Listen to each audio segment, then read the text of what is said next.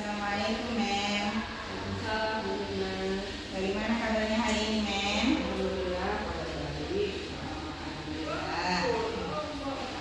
Izin ya, Mem. Hari ini kita akan melakukan percakapan observasi ya, Mem.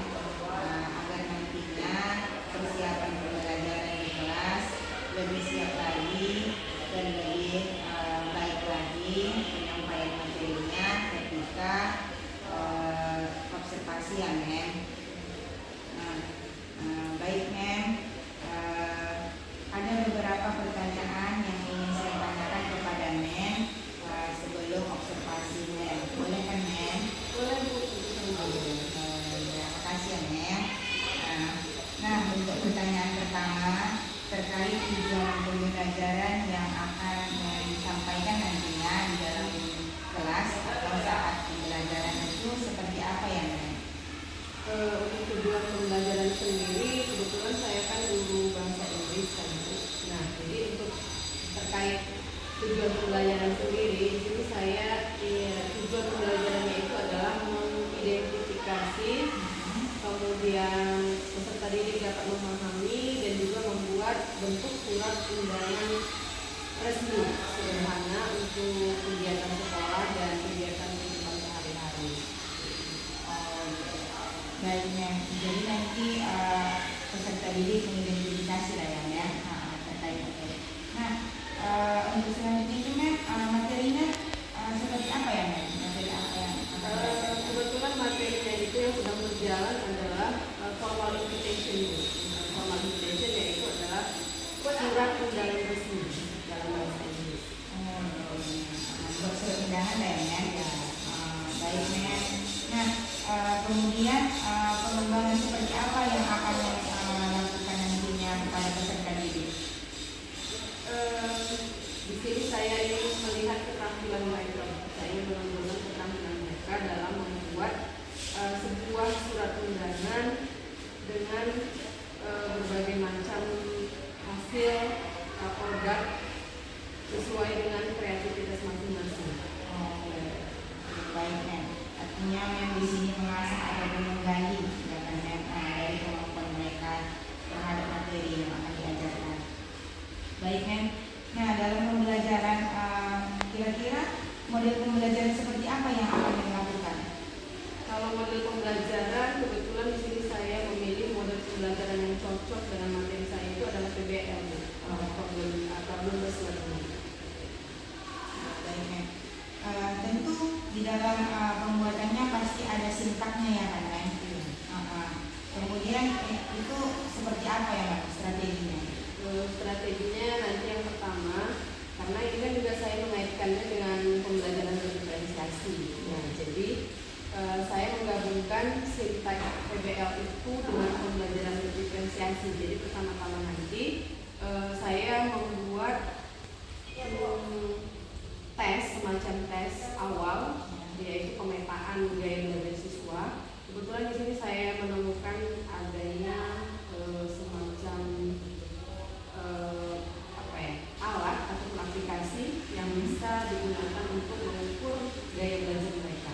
Jadi nanti pertama saya memberikan link tersebut, kemudian mereka isi, menjawab pertanyaan sekitar 30 pertanyaan. Setelah itu nanti didapatkan hasil berapa siswa yang dengan gaya belajar auditory, visual, estetik. Nah, setelah itu nanti mereka akan duduk dalam kelompoknya, saya tambahkan. Nah, itu adalah sintek yang pertama, yaitu pengorganisasian dalam kelompok. Nah, setelah itu nanti pada langkah-langkah pembelajaran ya, pada kegiatan inti, nanti di situ saya akan memberikan diferensiasi proses. Nah, jadi ketika mengajar, yang audio tadi saya putarkan video tentang percakapan mengenai formal invitation. Kemudian siswa yang dengan gaya belajar visual tadi, saya tampilkan nanti gambar-gambar surat undangan, contohnya surat undangan. Nah, mereka di situ melihat dalam sebuah surat undangan itu apa yang perlu ada, seperti tanggal, tempat, venue, siapa yang menyelenggarakan dan lain-lain apa. Kemudian untuk siswa dengan kemampuan kinestetik, gaya belajar kinestetik, nanti mereka akan saya kelompokkan dan saya berikan undangan, undangan asli, baik itu undangan pernikahan, birthday, ulang tahun, kemudian undangan rapat. Nanti mereka di kelompok itu akan menganalisis sendiri dalam kelompoknya. Mereka akan berdiskusi, kemudian mereka akan mengidentifikasi sendiri undangan tersebut. Nah, setelah itu kemudian nanti saya akan memberikan LKPD. LKPD saya akan berikan untuk masing-masing kelompok. Saya akan berikan waktu mereka untuk berdiskusi, dan setelah itu saya akan memanggil mereka untuk mempresentasikan hasil diskusi LKPD tersebut. Nah, untuk kegiatan berikutnya itu nanti saya melakukan diferensiasi produk. Diferensiasi produk itu nanti saya akan meminta tagihan pada minggu pertemuan selanjutnya. Mereka itu bisa mengumpulkan surat undangan dari berbagai macam produk. Misalkan yang siswa auditory tadi mereka membuat video undangan elektronik seperti itu, bisa dibuat di Canva dan sebagainya. Kemudian nanti siswa yang dengan kemampuan visual mereka boleh membuat poster dengan gaya kreatif mereka masing-masing. Kemudian untuk yang estetik nanti mereka bisa menggaul ulang undangan bekas tadi dengan kemampuan mereka, dengan kreativitas dan bahan-bahan yang mereka kumpulkan sendiri. Sehingga pada saat pengumpulan tugas tidak harus sama tugas antara siswa yang gaya belajarnya auditori dengan tidak harus seragam begitu. Jadi mereka mengumpulkan tugas itu sesuai dengan gaya belajar, minat dan kegemaran mereka masing-masing. Bagus ya Mem, di sini tadi kan sudah menjelaskan bagaimana Mem membuat pembelajaran.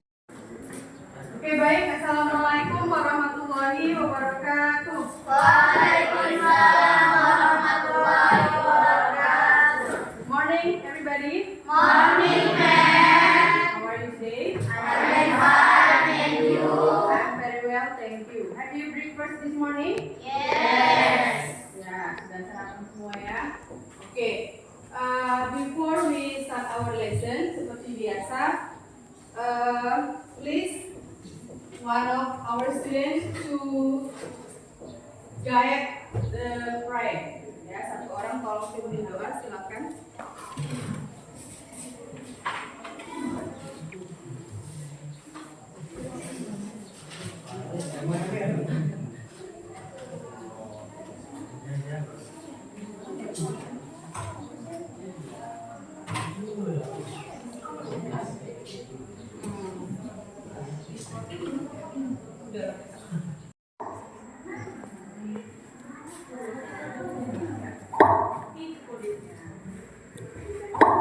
Ya, kodenya 502055.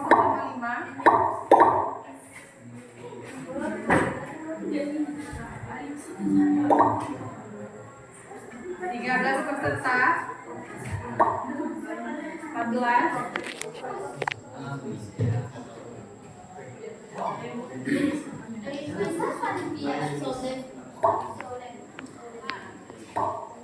Dari semuanya.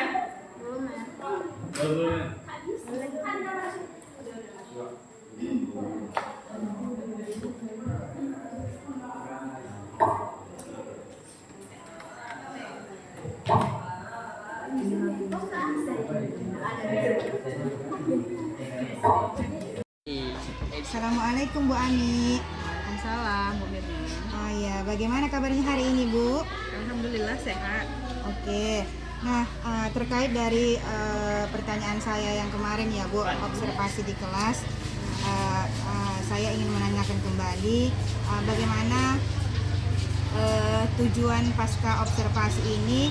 Saya akan menanyakan bagaimana perasaan Ibu setelah melakukan kegiatan observasi di dalam kelas ya Bu. Nah, setelah melakukan kegiatan observasi di dalam kelas, bagaimana perasaan Ibu sekarang gitu? Alhamdulillah lega, sudah selesai semua proses pembelajarannya dan saya rasa semua berjalan lancar sesuai dengan apa yang sudah direncanakan pada pertemuan kita di pra-observasi kemarin. Oh gitu ya. Artinya Ibu sudah merasa tenang ya karena sudah melakukan observasi di dalam kelas dan sudah melakukannya dengan baik gitu ya kan Bu. Artinya observasi yang Ibu lakukan sudah tercapai gitu kan Bu. Nah pada saat Ibu melakukan observasi di dalam kelas itu, saya juga mengamati gitu Bu, mengamati di dalam kelas. Bisa Ibu ceritakan kembali proses kegiatan yang sudah Ibu lakukan saat observasi Bu?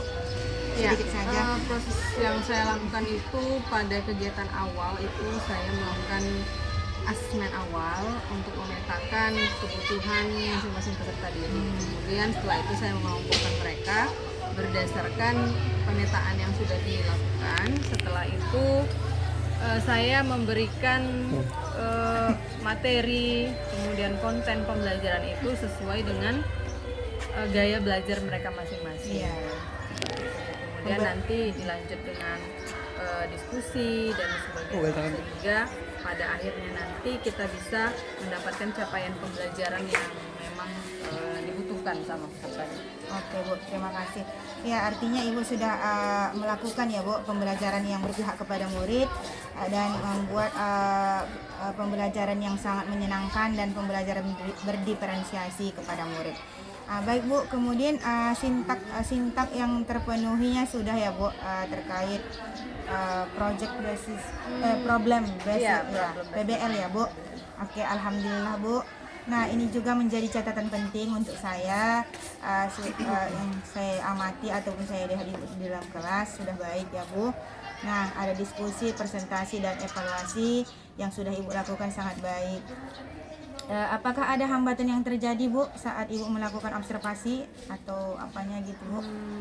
Sejauh ini sih tidak ada hambatan yang berarti, tapi ya namanya siswa dengan segala macam tingkat pengetahuan yang mereka miliki kan ada berbeda gitu kan Bu, tingkat penerimaannya. Jadi mungkin kendalanya masih ada mungkin beberapa siswa yang kurang aktif dalam pembelajaran, tapi saya mencoba untuk terus menggait ataupun menggali kreativitas mereka sehingga nanti mereka semuanya bisa terlibat aktif dalam proses pembelajaran. Ya. Artinya sudah bagus ya dan kedepannya menjadi lebih bagus lagi ya Bu. Ini tidak ada hambatan terkait ketika saat Ibu melakukan observasi itu. Namun ya biasalah ya kan Bu yang kita alami gitu kan. Artinya kadang-kadang siswa itu menjadi tidak fokus ataupun siswa itu cara belajarnya ataupun pemikirannya itu berbeda-beda ya Bu ya. Nah, alasan apa dan kenapa hambatan itu bisa terjadi Bu? Kira-kira? Ya hambatan itu bisa terjadi ya mungkin faktor utamanya itu adalah mungkin dari saya juga seperti itu. Jadi saya tidak mungkin bisa menghandle 30 siswa itu harus semuanya aktif. Mungkin saya tidak terladeni seperti itu Bu. Mungkin saya kurang bisa memfasilitasi, tapi saya berusaha untuk setiap pertemuannya itu bisa memaksimalkan semua siswa tersebut untuk mengeluarkan minat bakatnya supaya aktif dalam proses pembelajaran. Oke, sifat ya Nah, solusi apa yang Ibu lakukan terkait dari proses yang adanya tadi hambatan itu Bu? Kira-kira apa solusi ataupun strategi yang Ibu lakukan gitu? Ya, strategi yang saya lakukan biasanya saya membuat semacam ice breaking supaya pembelajaran menjadi menyenangkan, kemudian menyelipkan games supaya mereka itu suasananya menjadi lebih menyenangkan. Kemudian nanti di akhir pembelajaran itu biasanya saya membuat refleksi pembelajaran. Nanti beberapa siswa akan mewakili, saya akan melihat dari refleksi tersebut seberapa terpenuhinya materi yang sudah saya sampaikan tersebut. Oke, bagus ya Bu, di situ tadi Ibu sudah melakukan pembelajaran yang menyenangkan ya kan Bu, yang melakukan speaking ataupun lainnya gitu ya Bu. Nah, kapan Ibu melakukan lagi perbaikan apa yang akan Ibu lakukan gitu untuk di pertemuan selanjutnya gitu Bu? Ya, perbaikan yang akan saya Perbaikan yang saya akan lakukan adalah seperti memotivasi semua siswa untuk terlibat aktif dalam pembelajaran, kemudian memberikan pertanyaan-pertanyaan pemantik yang memancing kreativitas mereka, yang memancing daya pikir mereka itu lebih berkembang seperti itu, sehingga tidak hanya segelintir siswa, tidak hanya beberapa siswa, tapi semuanya itu tercapai materi ataupun capaian pembelajaran yang ingin saya sampaikan. Oke, baik Bu. Nah, dari hasil pembicaraan kita hari ini terkait penyelesaian Ibu sudah melakukan observasi dalam kelas sangat baik ya Bu, sangat luar biasa dan sudah terpenuhi semuanya ya kan Bu. Di situ Ibu juga melakukan pembelajaran yang berpihak kepada murid dan melakukan pembelajaran yang menyenangkan serta berdiferensiasi, menentukan minat ataupun gaya belajar dari peserta didik tersebut. Dan ketika ada hambatan, Ibu sudah melakukan solusi ataupun strategi dari rencana kegiatan pembelajaran Ibu yang lebih baik dan menyenangkan nantinya. Dan Ibu juga sudah melakukan proses ataupun persiapan serta observasi, dan setelah itu juga melakukan refleksi yang baik ya Bu untuk kedepannya bagi pembelajaran yang Ibu lakukan. Nah, terima kasih ya Bu atas waktu dan kesempatannya dalam sesi pembicaraan kita kali ini. Saya ucapkan terima kasih kepada Bu Ami yang sudah bersedia melakukan sesi percakapan terkait observasi dalam kelas. Terima kasih ya Bu Ami. Sama-sama. Enak.